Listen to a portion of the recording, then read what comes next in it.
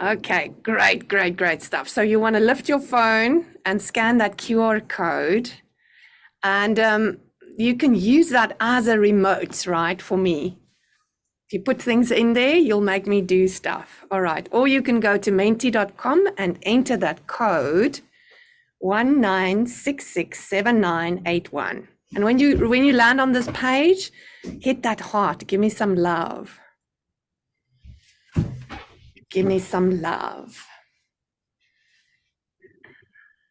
All righty. I see. A lot of people landing on that page. I'm feeling the love. All right. Excellent. All right. And I'm joined by my wonderful colleagues, Leilani and Johan today, and I'm Chantal. Johan will be playing the music for us, and Leilani will be letting people in as they join. So thank you so much. All right. So as we're getting those few people in, I'm going to move to the first question on the Menti, and that'll be, which city are you joining us from?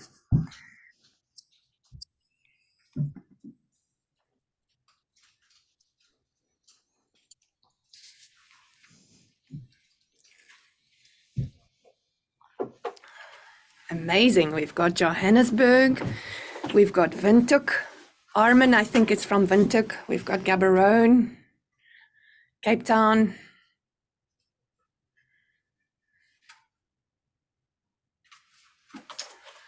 More Cape Town, more Windhoek. I have a feeling we're going to have someone from Kenya quite soon. Let's see. Any exotic locations? I always get so envious when people from Bali or Mauritius join us, Singapore. Amazing. Johan, I know that was you. You asked for something exotic. Amazing. All right, so let's move on to the first question, and I really want to make sure that I make this time incredibly useful for you, right? So if you tell me a little bit more about where you find yourself, I'm going to be able to do that. My 15-year-old son, who's actually here in the office with me, he's been told to be quiet. He told me the other day that if you give a presentation to an audience of 800 people for 1 hour, you're taking 800 hours of their life. And that was quite an eye opener, right? For you guys that present often. So at the moment, we've got 26 people in the room, and I want to make sure that the 26 hours of your lives that I take is very, very useful. So let's move on. And I want to know, I know we've got some regulars, some Brandlove frequent flyers in the room, but I also see some faces that I haven't seen before. So if you could give me an idea, have you attended any of the Brandlove programs, Journey Architect, CX Mastery? Have you done our online programs? Have you not attended anything? Have you read my book? Just give me an idea of where you find yourself, just so I have an idea, a nice little spread there. I have an idea of, how many frequent flyers do we have? How many people do we have that might still be surprised and shocked by some of our methods? All righty, so we've got a nice spread there, and then we've got some newbies.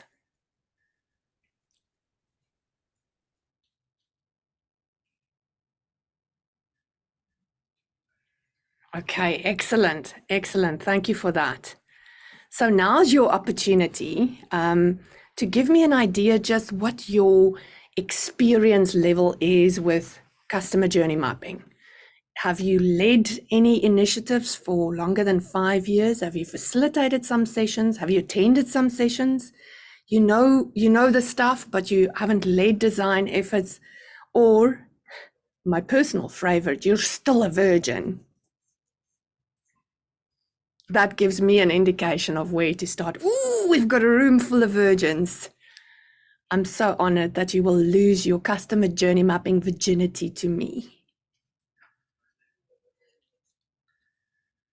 All right, nice spread, nice spread. Okay, and for the people that have just joined us, grab your phone, go to menti.com and use the code 19667981. Marily, if I could ask you to potentially just put that code in the chat for us. All right, now is your opportunity to tell me if you are currently practicing customer journey mapping. Tell me what your biggest challenges are. What are some of the things where you get stuck? Some of your roadblocks.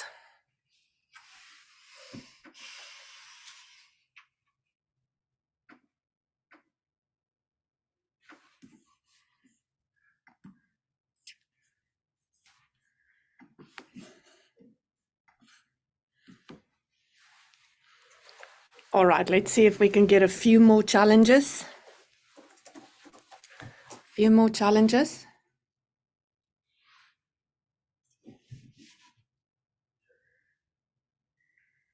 Excellent, thank you for that.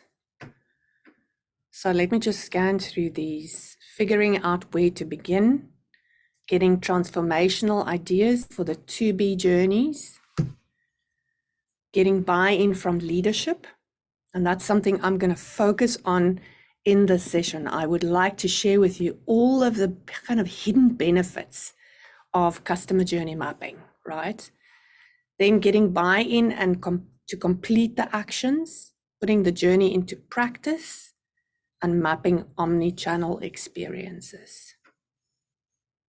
So someone says here that they've just joined the new lead development department in customer experience, so starting from scratch. Excellent. I'm going to aim to answer all of the questions today. If I don't, then what I will do is I'll record a Loom video and I'll send that to you with the questions that we didn't get to today, right? Because I really want to support you best in the way that that we can. So conflicting opinions and interests, yes, customer journey mapping is a lot about relationships and making sure that you get those views, but that you don't design by committee, right? Because that might just lead you down a treacherous path. All right, embedding it as a daily discipline, helping businesses understand the value of it, where to begin, getting the current state information from the client, and identifying all touchpoint issues. All right, fantastic. That gives me a really good idea of where you find yourself. So now, if you could get one question answered that would really make your time worthwhile this afternoon, what would that question be? And I will make sure that a combination of what you painted as the challenges and these questions, if we don't get to all of the questions today, I will make sure that I record that into a Loom video for you and I'll send that to all of you. Actually, Leilani will make sure that I record it into a video and that we send it to you. All righty. Questions? Give me that one question that would just nail it for you.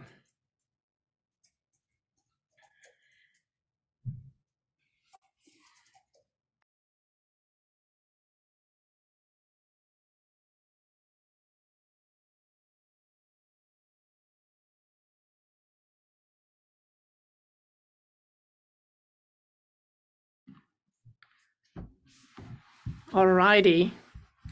How to develop personas and journey maps. I'm going to talk about that briefly this afternoon. I wish I had a whole half a day with you. I wish I had even more than a day with you.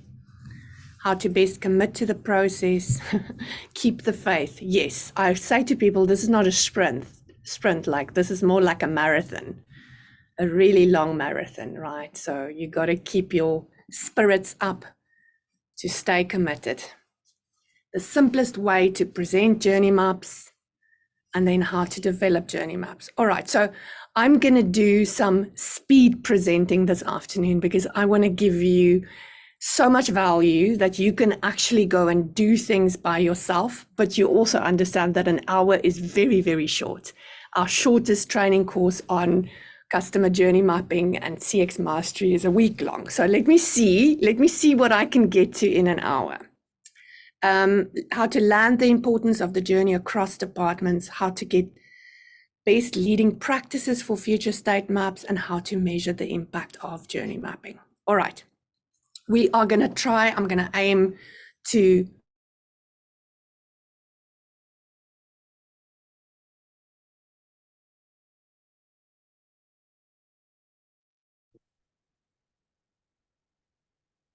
It looks like Chantal just dropped for a moment. We'll just give her a second.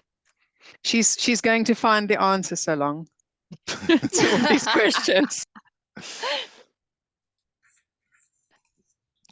There we go. I think I'm still alive. Am I still alive? You are Yeah. back. Welcome back. Chantal, I said you probably just quickly went to fetch all the answers to all those amazing questions. Or just run away, right? Amazing. I'm really appreciative of the questions. So let me just, I was busy stopping a screen share, and I think that might have messed with the system. So let me just get that screen share up again. And I would like to delve into what we've prepared this afternoon, and then if there's any questions that I haven't answered, let's deal with them. All right, so I titled this presentation The Hidden Advantages that your CEO most likely doesn't know about customer journey mapping, because I think customer journey mapping gets treated like the new and shiny method, and many people start initiatives and then they get midway, or they map one journey and they kind of lose their momentum. And then many people, when we engage with them, they said, like, customer journey mapping doesn't work for us. And I say to them, show me what you've done and how you've gone about it. And they haven't exploited all these advantages. So I'm going to start just with the basics of customer journey mapping, and Brandlove has been doing this for 15 years. So if I can in an hour show you some tips and tricks that you can avoid, because we've made all of the mistakes, right? In the early days, I made all of the mistakes, and if there's anything I can do to prevent you from making those mistakes, I really want to try and do that. So let's start, and I'm going to do the quickest introduction to customer journey mapping that I can possibly do. Right, so we always do customer journey mapping in a very visual manner, and we plot the story of the customer. And if you get into a story and you get real about the story, you have so much more potential to identify moments that are real life moments, not just the things you see from inside your organization. So I'm going to run very quickly through this example. And this is the methodology we use. This is one of the simplified templates we use. And we start with a customer persona, and very, very often we add an employee persona. There was a question about multi-channel, omni-channel customer journeys. And often the journey is digital. And many companies lead their customer journey mapping with a digital first approach, but there's multiple other channels, right? We look at email, we look at call center, we look at, we work with many of the banks, and we look at, going into a branch. What does the journey look like when I go into a branch versus when I call versus when I email? So you can map those journeys alongside each other. What's really important is that you consider the other personas, the call center agent, that you consider the person, customer relationship manager inside the bank, right? And you want to map the interactions, that things that the customer does by themselves, but also when they interact with your team members, the things that they do with your team members. So I'm going to take you through a very simple example here. And I've chosen something that everyone can identify with. So let's look at let's look at booking a restaurant, right? So here I've got a person who has just fallen in love and they want to make a restaurant booking. And they've got the option between 3 restaurants. They've checked with friends, what the friends say about great restaurants. They've looked on the web, they've looked at the ratings of the restaurant, and finally they decide to book. And they take the phone and they make a booking. And then there's this wait time, right? I don't know why my presentation is jumping like this. There's the wait time until they actually go to the restaurant. That might be 2 weeks. And we call that white space, right? Where nothing happens. And that's usually an opportunity for a brand to actually add meaningful things to the life of the customer.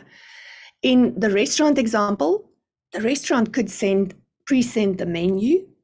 They could send an email with a message from the chef saying what he's going to be cooking up in the next week. They could get a wine list, right? So there's many interesting things that a restaurant could actually fill that white space with.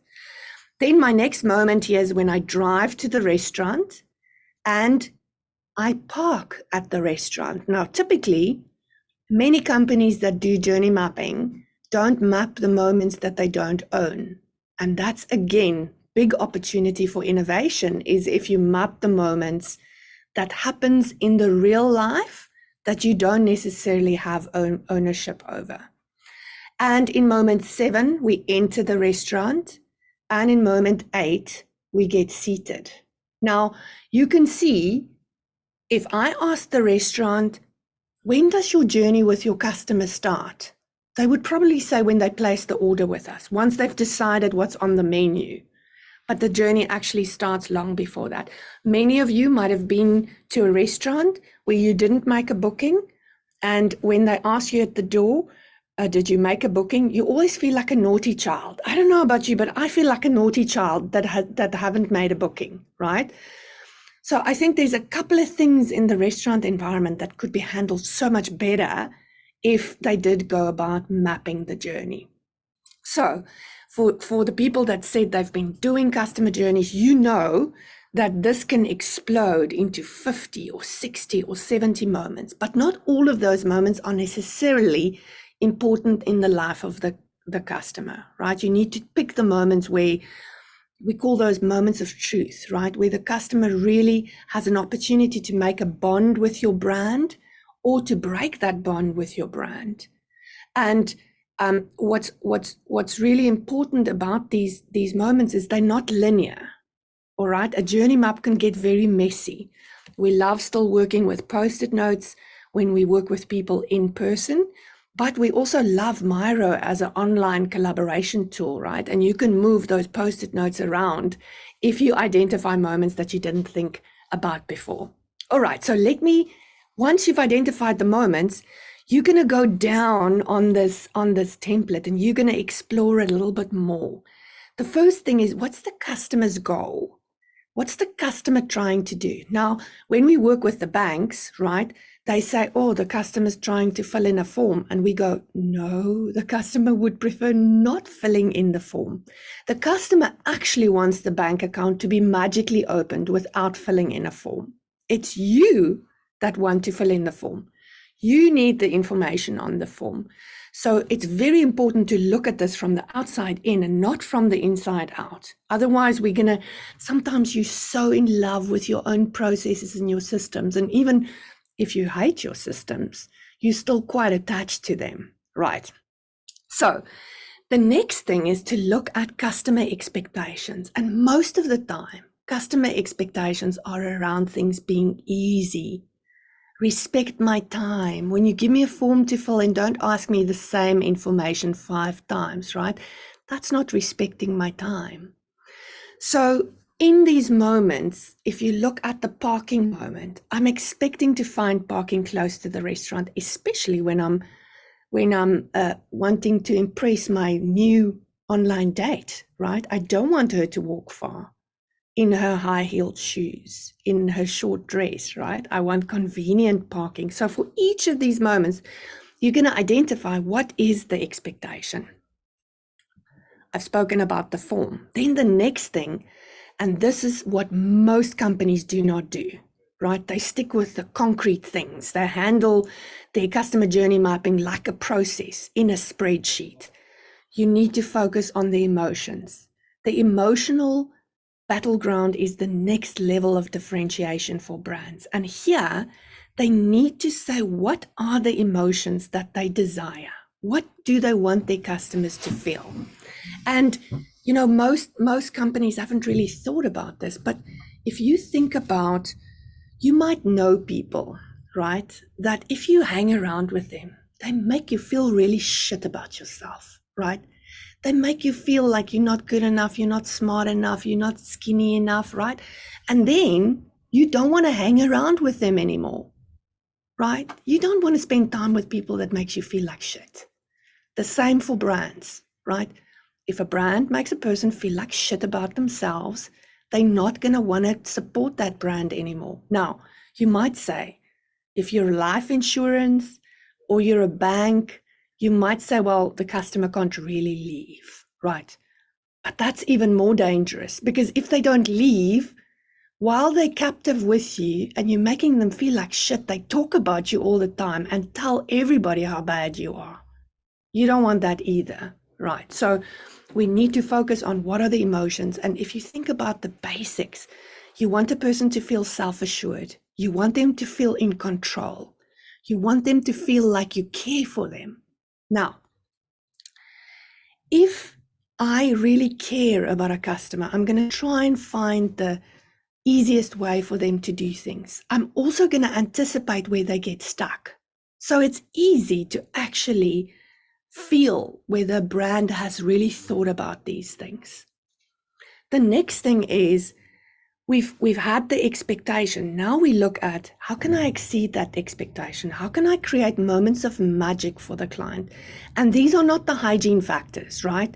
This is not like the table is clean at the restaurant. That's a hygiene factor, right? That's not a moment of magic. If that's a moment of magic for a restaurant, Gordon Ramsay's going to just take them to the cleaners, right?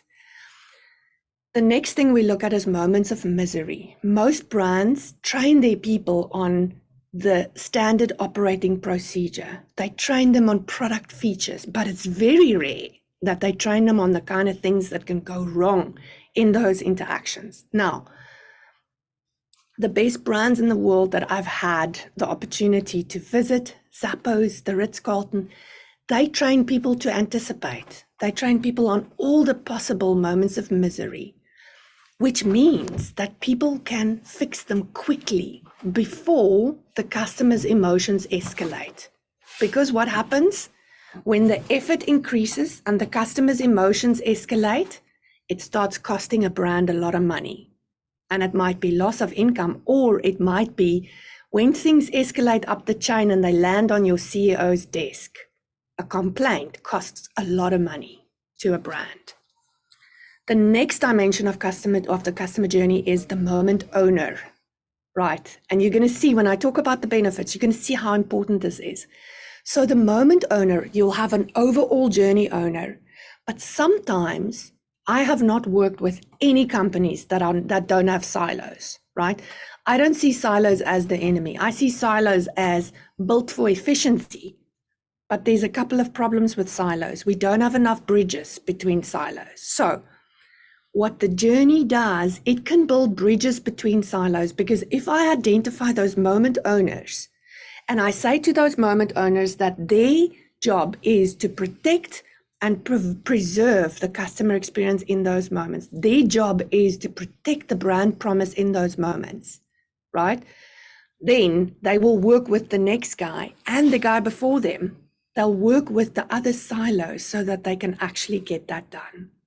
And then the last part of the customer journey is the backstage story. This is the stuff that the customer never sees. This is the stuff that lives inside of the organization, the processes, the systems, some of the back office staff. And this is also where you have the opportunity to identify the KPIs. And that's how you're going to measure whether your journey is actually improving. Is once you've identified the KPIs in this journey, and it might be moment by moment, or it might be for the journey as a whole. And that's how you will know that your design efforts is paying off. All right, so that is the quickest way I can explain customer journey mapping. And now I want to take you to what are some of those benefits that you can have a discussion with your leadership about to sell this method, right? Because often people go, well, I don't just want pretty pictures on the wall. And sometimes because people before you have done it and they haven't done it correctly, the journey maps are gathering dust in a drawer somewhere and they haven't gone to implementing and taking action. All right, so I want to equip you with 10 advantages of using this method. And we're going to start with the first advantage. And these are a lot of relationship focused advantages, aside from customer innovation, aside from making your journey so unique that they cannot be copied. So advantage number 1, with doing a journey, you can get incredible team alignment. You can also get real role understanding so that people know what each other's roles entail and that they know who's responsible for what. You also have an opportunity to set expectations with the various units around the customer. Then advantage number 2 is you get a very different perspective when you look at the journey from the customer's perspective and when you look at the journey from the employee's perspective. And there might be other stakeholders, people like suppliers, people like, legal and compliance, the ombudsman, right? There might be a whole lot of stakeholders that you haven't considered in your processes. But when you look at your journey, you want to consider those perspectives, and you're going to ask yourself, what is the customer doing in this moment? What is the employee doing in this moment? What are they seeing? What are they feeling? And what are they thinking? Right. So you gain an incredible perspective. I remember doing my very first journey in 2008. It was a life insurance journey, and we focused on death claims. And it was so interesting. Every session I led, and I probably led the same session with about 10 or 15 groups. And every time when we spoke about the person who died, they started the journey very violently. It was like, a wife cheating on her husband, and then they got shot, or there was some train wreck, or it was terrible. And I looked at this and I went like, why are they putting so much drama into this story? And I realized for most people in this team, it was really hard because they had to deal with death all day long. And by bringing in those elements, they tried to make it very light by bringing in these dramatic stories. But they got very different perspectives as they moved through that journey. What is the next of kin feeling? What is the broker and advisor doing right now, right? So we could map all the stakeholders in that story. And then, of course, they had a lot of fun with me drawing that, right? So I had to draw guns and train wrecks and all kinds of interesting drama. Advantage number 3, the journey really allows you, when you draw these interactions out, sometimes we even role play them, right? We role play, here's a form, and someone is the email. And on the email, there's a form, and the form needs to be filled in. But the customer is old, so the customer needs to drive to a print shop and go and print the form and then fill in the form, right? So it really focuses on the human interactions. This typical example, when people map this, they go, the customer fills in the form, and we go, no, there's a lot more to this. There's a lot more steps to the customer just filling in the form. Not everyone has an iPad where they can fill in the form. Some people don't even have a printer, and they have to spend real effort to get this form filled in. Advantage number 4, you get to the real details. And you don't just make assumptions. Sometimes we make assumptions about the customer journey and we don't get to the real details. This example of the form, right? Once the form is printed and filled in, the form needs to be scanned and again attached to an email. A lot of this we miss out if we don't look at the real human interactions. Advantage number 5, my personal favorite. In the journeys, you can see the handoffs between the silo. It's very rare that a journey just happens within one organizational department. Sometimes there's lots of departments needed to do that. So you can see here my silos with the little faces peeking out there, and they are responsible for making the customer experience work. And often when we map the journeys, people haven't properly contracted the expectations with each other. You know, if I'm an actuarial department sitting in a back office somewhere and a call center agent gives me a specific query to deal with, often we haven't contracted. Will that take 24 hours? Will that take 48 hours? How can I contract with you so that I preserve the experience of the customer, so that I don't make them impatient, so that I don't tell the customer, we'll come back to you tomorrow, but my back office department, it's impossible for them to come back tomorrow. Advantage number 6. You can design real differentiation in those moments if you focus on the emotion that you want the customer to feel. Often these journeys have not considered the brand promise, and I call that the essence. It's like the secret sauce of the organization, and you have the opportunity, when you design these journeys, you have the opportunity to sprinkle the secret sauce on every one of these moments, so that when I strip off your brand, the customer can distinctly feel that it's you. I love telling the story of this amazing chili oil that I bought in Rwanda. It's called Akabanga. It is seriously hot, people. It has a warning. It comes in an eyedropper bottle. It has a warning. It says only 4 drops, right? And I want your brand to be that powerful, that you only need 4 drops on a journey so that your customers can feel that it's distinctly you. Let's move on to advantage number 7. Where's my number 7? 7. Advantage number 7. You actually, through customer journey mapping, you teach teams to collaborate so much better. And you teach them to collaborate in a non-hostile environment, right? Because we all focused on the customer. We focused on the customer's needs. We focused on how are we going to create those moments of magic for the customer. So people aren't vying for status or attention, right? We all focused on the customer and we work together so much better. Then advantage number 8, you improve your communication in the organization, because now people have images to explain this. And sometimes they'll gather around a wall and say, all right, so the customer does this and then he does that and then he does that. And someone will go, but that doesn't work. Let's do it like this. So you actually, through the images, you improve communication, and you have teams that collaborate really well. They communicate really well with each other, which increases the ability to solve problems for the customer.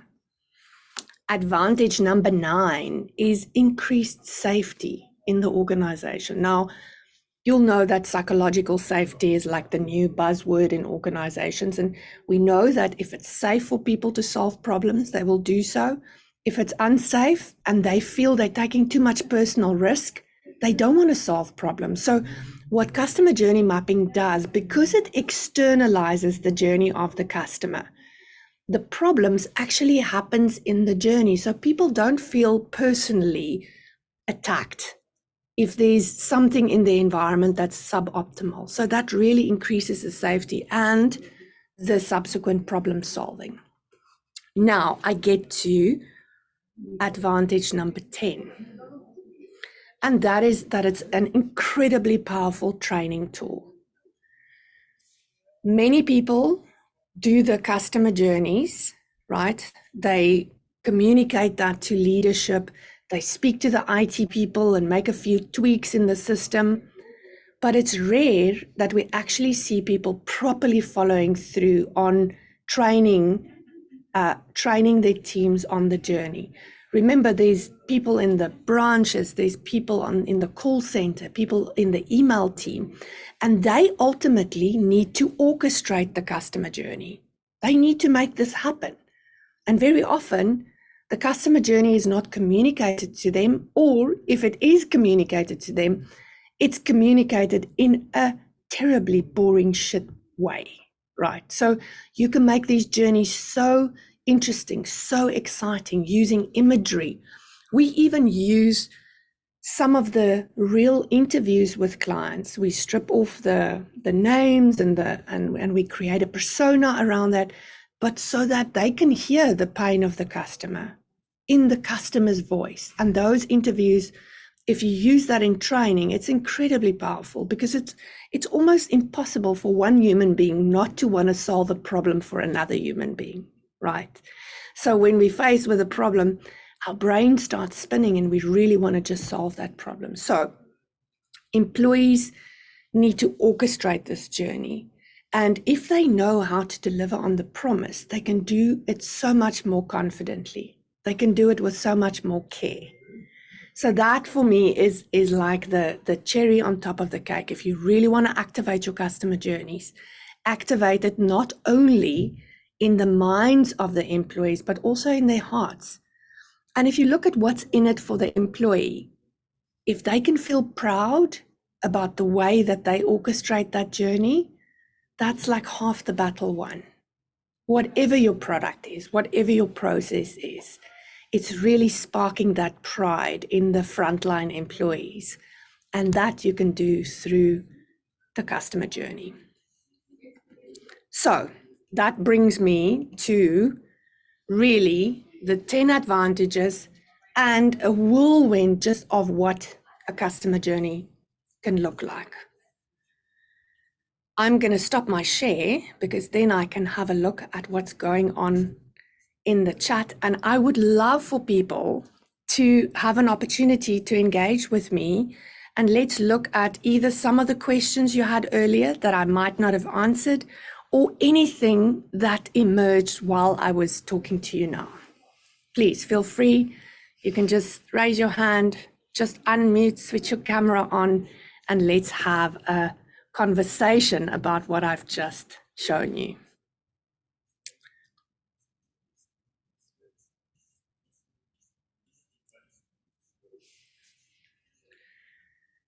Kananelu, you look like you might have a question for me. I'm looking at your face in anticipation. And I do. I've joined a new company where they didn't have any of this in place. So we've started firstly experiencing those journeys, interviewing customers, understanding where the pain points are, and sort of rough journeys have been put together, but it hasn't been like a collaborative process. So I wanted to find out, what is the ideal amount of people? So it hasn't been done like in a workshop context. It's been more interviews with the relevant departments and then putting it together. Do you advise that we get everyone in a room to then look at these journeys and sort of agree that that everything has been sort of like the as-is journey? So we're not even looking at what it could be in the future. Do we get them all in a room and get them to agree? Or do we present this as we've met with most of you, this is the outcome of the meetings and the interviews with the customers? So, Kananelo, not to say what you've done is amazing, right? It's not wrong. Yeah. But what you're missing out is these 10 benefits that I've just shown you. So if you do one-on-one interviews with people, that's wonderful. And that's usually how we kickstart our programs, right? But if you get them in a room together, the journey mapping is the transformation tool. That method is the tool to actually have people understand each other better, communicate better, see what the others see. So it's an incredible catalyst if you get people in a room together. And I'm going to just quickly talk about the type of people that you want in the room, right? So you Yes. don't just want your customer experience team. You want Yes. people from legal, you want people from compliance, you want people from marketing, you want people from operations, you want some of your frontline people. So you want a nice and diverse group. Many CX teams come to us and say, Brandlove, can you please help us? We've done customer journey mapping, but we can't get traction. Nobody wants to buy into it. And I say, tell me, how did you do it? And they said, well, the CX team have gone into a little space and we did journey mapping for 3 months. And then we came out and we said to people, this is going to be the next few things. And nobody wants to know our shit, right? So the thing about getting these groups together is you get buy-in. And if someone comes up with an idea, right, even if it's a semi-crappy idea, but you take that idea and a semi-crappy idea from someone else and you connect them, right? And you go, Yeah. awesome, you've come up with magnificent ideas. When someone has given birth to an idea, they are invested, they are emotionally invested, and they want to see how it's going to play out. So that's why it's important that you get people in a room together so that they can come up with those ideas, that there's more ownership and that they feel, wow, contributed to this. And last thing I want to say about those groups, because I've done hundreds and hundreds of these workshops. And I used to, in the beginning, when the person comes into the room, that's the critical voice, and they go, oh, that'll never work. Oh, no, nobody's going to buy into that, right? You get those voices. And I mean, I can feel my eyes roll inside my head when I can now spot them when they come into the room. But over the years, I've learned to embrace those voices, right? If you shut them down, they will get louder and more vicious. If you air them and you say, oh, and this is usually in financial services, usually this is the compliance people, right? And the legal people. I say at the beginning, I welcome our compliance folks. You are going to make sure that we stay out of trouble. And I want to know everything that you see that I don't see. Boom. Boom. They are so happy. They are so, and sometimes what we do, Cananelo, in our workshops, we switch roles. Let me give you an example. Between the call center people and the QA people, usually when we map them on the journey, they make me draw the QA people with horns and a tail and a devil's fork, right? That's how much they dislike QA. So what we often do, the roles that dislike each other, we make them switch places. We let them do role plays and switch places. So the QA people become the call center agent. And you know, we did this not so long ago. We did this with a group of people in medical insurance. And most of the QA people, they fucked up these calls. They didn't do the identification of the client, and everybody laughed, right? And all of a sudden, they understood each other's worlds so much better. A little simple thing like the QA people just completely scoring a 0 on a call. That was just magnificent. And everybody took it in a light manner, right? Everybody understood that we're doing a role play here, but this is real life. And between those two groups, there was such a nice rapport. And that's why I'm saying it can be a tool for the organization to instill a new culture, a culture of collaboration, a culture of care, a culture of great communication. Thank you. So I hope that answered your question. Yeah. Please Thanks. give me some more questions. Leland, I'm looking at you. I'm in anticipation. I'm so hoping you've got a question for me. Yeah, hi there. Thanks for the session. Your timing's perfect. I've got a session with our Manco next week, actually. Yes. So I'm from Makuru, so we're in the fintech space. So a lot of the naysayers that you see there, Cananelo, maybe this will help you in terms of landing it with everyone and seeing that cross functionality. But I'm actually using compliance and risk as an example, in the sense that, yes, I know those are the departments that seem to hinder a lot of our wildest ideas. But the fact is that they don't own compliance for the company. They are facilitators.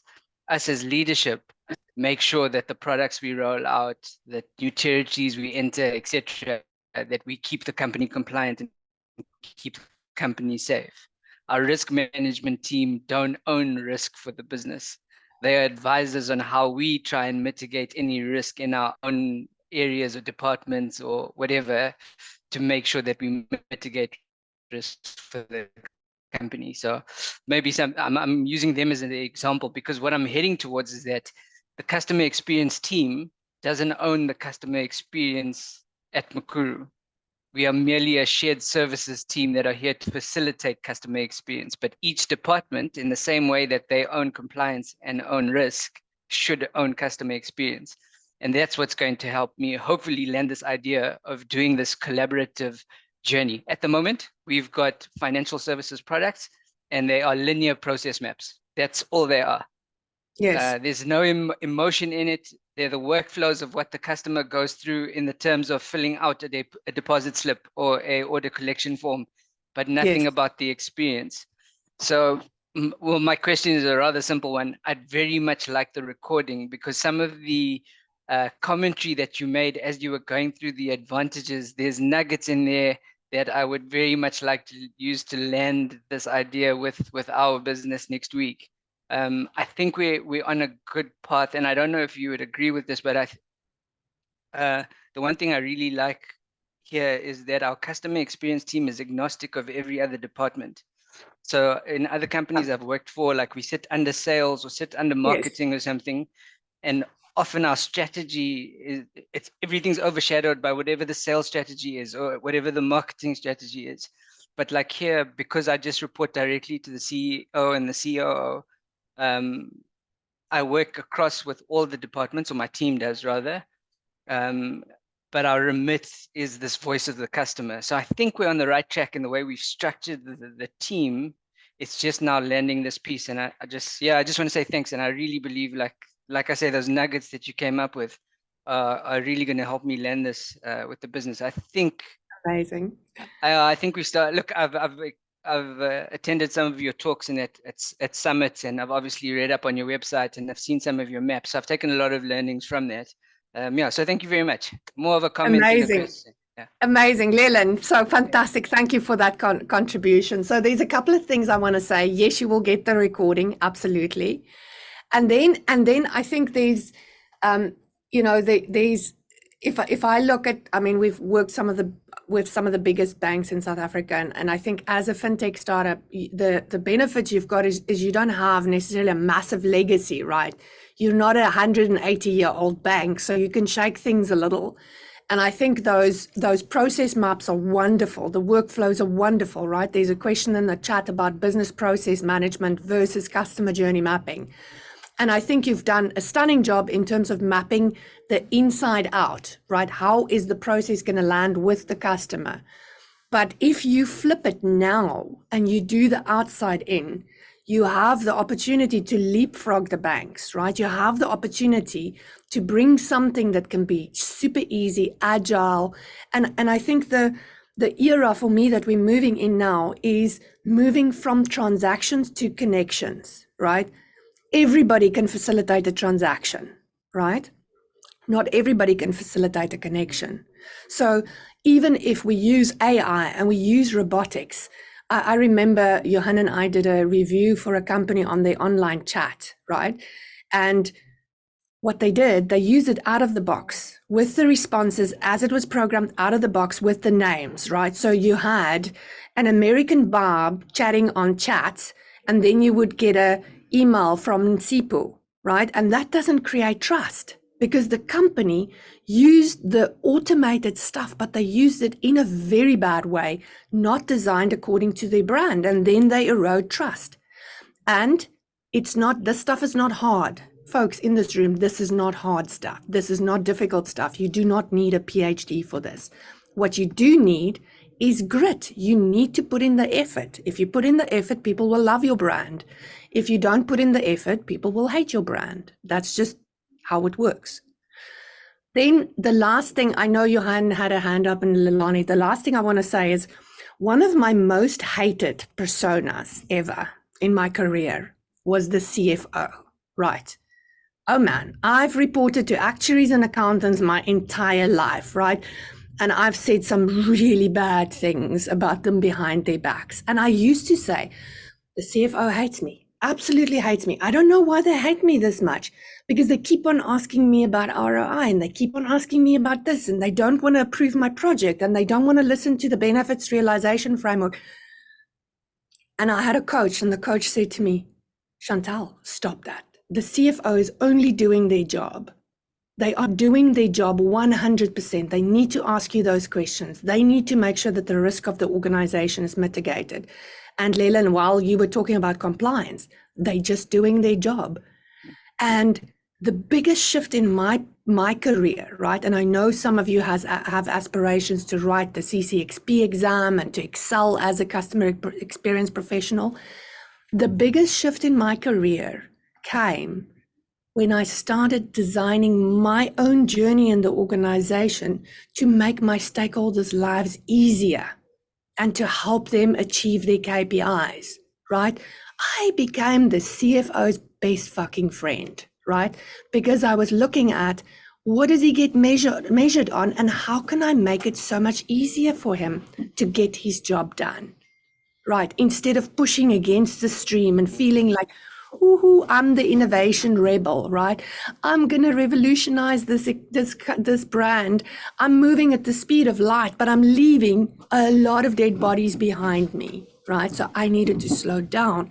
I needed to look at how can I bring the entire organization with me? And that for me was a true breakthrough. All right, Lilani, Johan, I know you're watching the chat. Any more questions in the chat that I need to field? We are coming in for a landing in 7 minutes, and I want to be respectful about your time.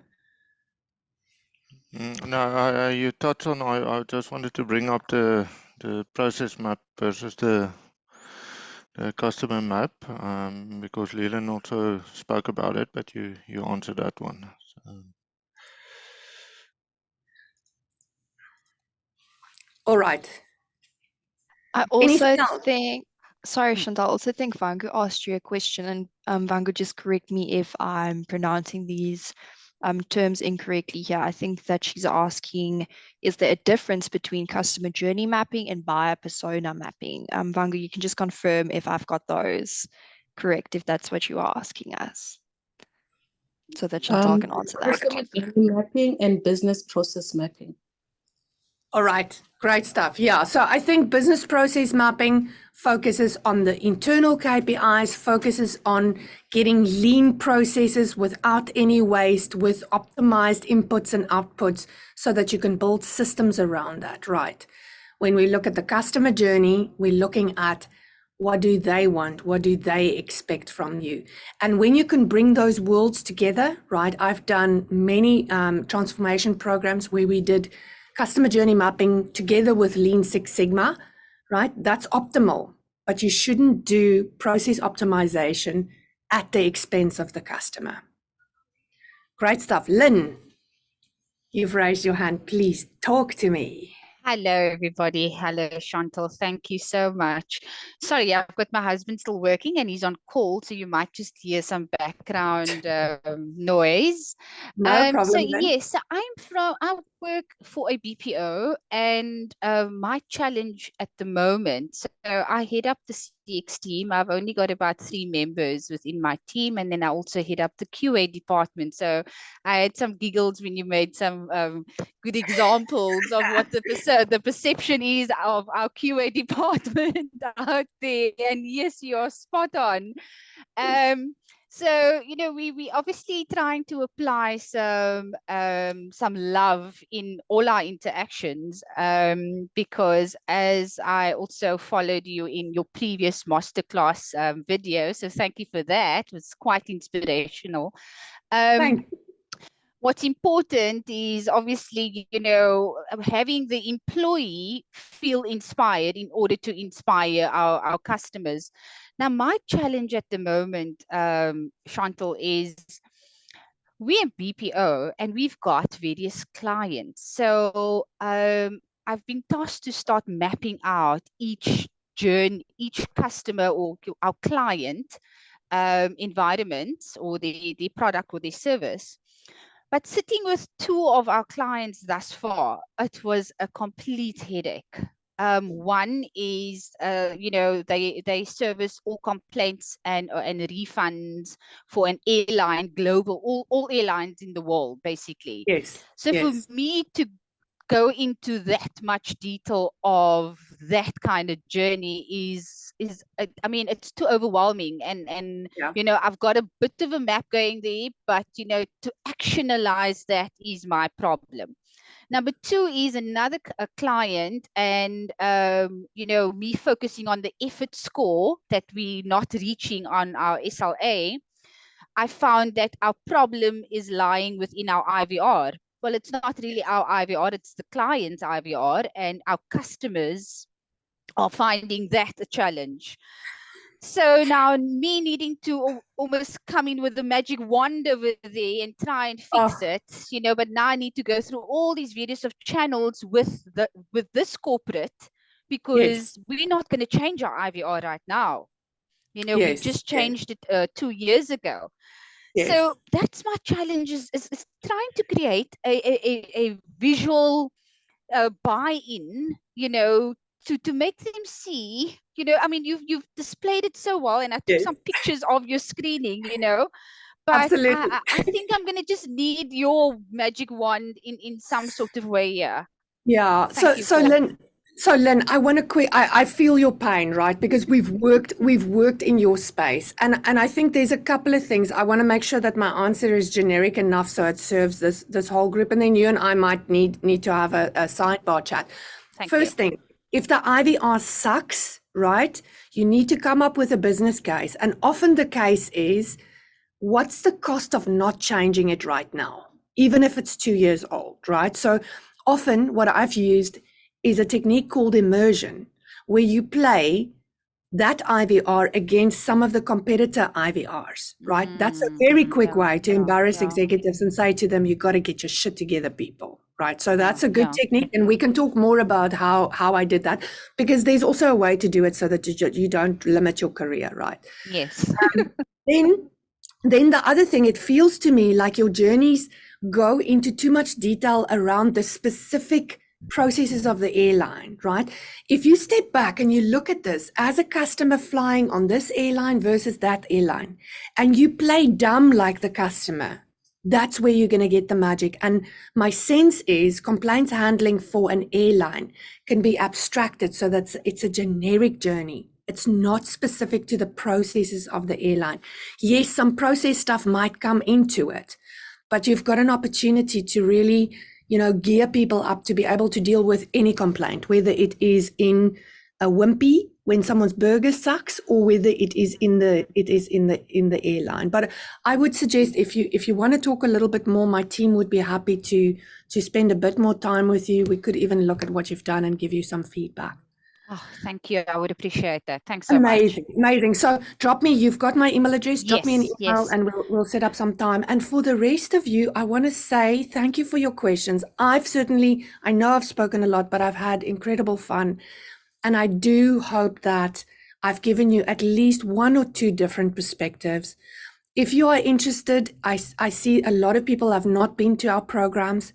We have 2 programs, CX Mastery 1 and CX Mastery 2. And really with those programs, we want to turn you into a superhero in your organization that can do these things with confidence. We want to teach you everything we know. We've really transformed ourselves from being a consulting company to being a learning experience company, because we want everyone to be able to do what we do. We don't want to do it for companies. We want to take your hand, show you how to do it, walk the path with you, and then leave your team strong so that they can transform all of these journeys.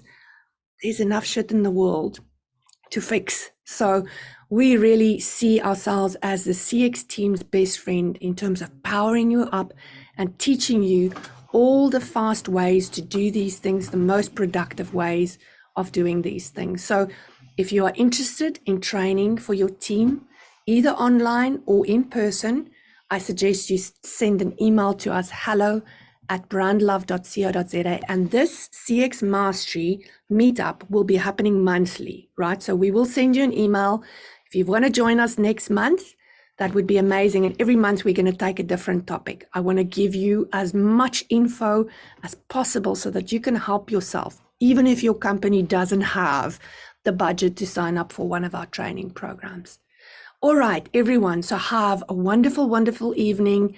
And thank you for joining the Brandlove team today so that we can share our knowledge with you.